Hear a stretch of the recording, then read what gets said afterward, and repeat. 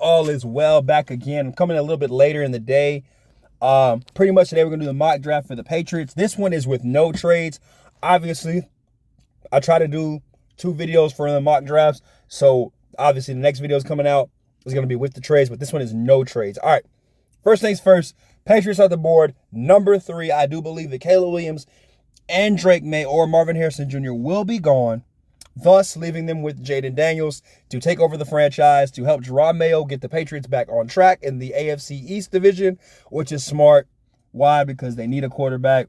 They need a lot more, obviously, but Jayden Daniels fits the description perfectly fine. Next up is number 34 pick, Chop Robinson, edge rusher. I got some news the other day. I was talking to one of my friends, and we were talking, and he was really liking this guy named Josh Ooks, I think his name, with Matt Judon. They like them both. To be honest with you, I was watching his tape. He's cool. He's great. I feel like you can never have enough edge rushers, and especially with the talent that Chop Robinson has, at the value that you can get him in the second round, why not go ahead, take a chance on him, and really just kind of have a stable full of edge rushers. Somebody that can keep up with Josh Allen, Tua, and whatever the Jets decide to do at quarterback over there. Pretty much have those type of players around on that defensive side of the ball. With that being said, I'll move on to the next one. Ricky Pearsall out of the University of Florida. He's about like 6 foot, 6'1", around that chart. Really impressed me in the Senior Bowl a lot. That whole senior week, whatever, in Alabama, he really impressed me. I like the way he plays. Very physical, and he's not a number one receiver, although I believe he could have been at Florida when I did watch him play in the SEC. He does know how to get open. He knows how to run routes. So, obviously the Patriots, they've had a tendency of bad receivers come their way. Well, Belichick is gone, so hopefully drafting Ricky kind of breaks that whole entire curse. And on top of that, too, the crazy thing about Ricky Pearsall is that he knows when the play breaks down, he knows how to help his quarterback when he's in trouble. And that's even better because you're now flipping it where you're putting it where you got Keyshawn, Douglas, and now you've got him on the field. I'm not saying he's a right away home run hitter, but he can get some good production out of the season for him being there. Next up at 103, you guys start addressing the offensive line. And smart kid out of Yale, Keon, I'm going to mess this name up, Abajudaje. I know he African. But yeah, man, he is a project player. However, his size, no homo, his size is really, really good for this position. And on top of that, it's like, I have to watch the highlights again. It's like his hands are really good at locking up on defensive ends. It's like he specializes in the swim. When the people try to do swim moves on him, it's like it's over with, bro. Like he just moves them out the way.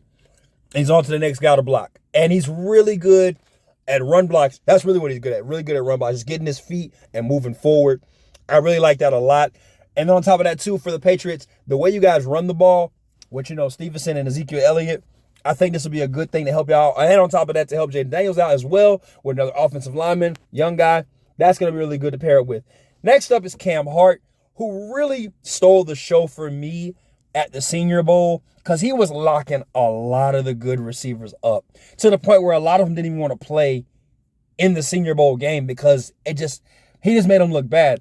This guy is like the police, straight up. And just add him to that secondary with Jabril Peppers on top of that, man. So I really see Cam Hart really being a huge help instantly on this whole entire defensive side for the Patriots. That is what's going to help him out. And I know the offense is the problem for the Patriots, but adding more defensive players and slowly rebuilding that offense is only going to work for the better and the greater good of this whole situation for the Patriots. Next up is Isaiah Adams out of Illinois, who can play guard, center, and a little bit of tackle, more so guard than center. I can see him doing that. Both sides, too, left and right. So that's kind of a versatile, more so in depth. So that's even better right there. You want somebody with depth.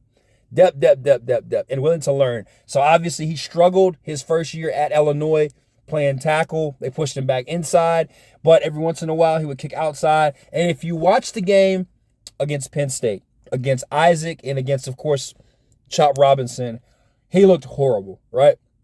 He looked really, really bad. Looked like he just got embarrassed. But then after that game, it's like he became the offensive lineman of the year. Like, he just dogged everybody after that. And it's crazy because, you know, obviously, Chop Robinson and Isaac is going to be two really good potential NFL players. They will be drafted high in this draft.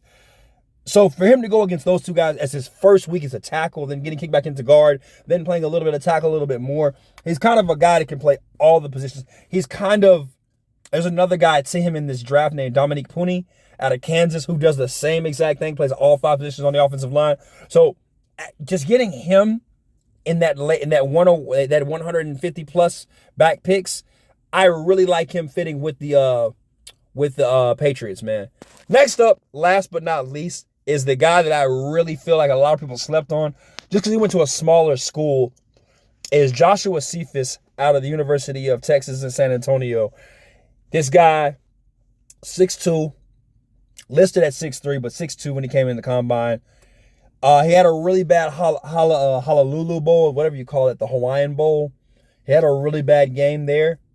But as a career altogether at UTEP, this dude was electrifying. This dude knew how to play. He knows how to get open. He knows how to break speed. He's freaking fast. Then on top of that, he got that size.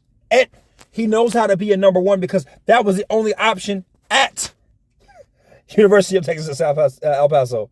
He was the number one receiver there. So with that alone right there lets you know that he knows how to get the job done. He knows how to excel. He's good at everything. Bro, you're getting a major steal in the 7th round if you drafted Joshua.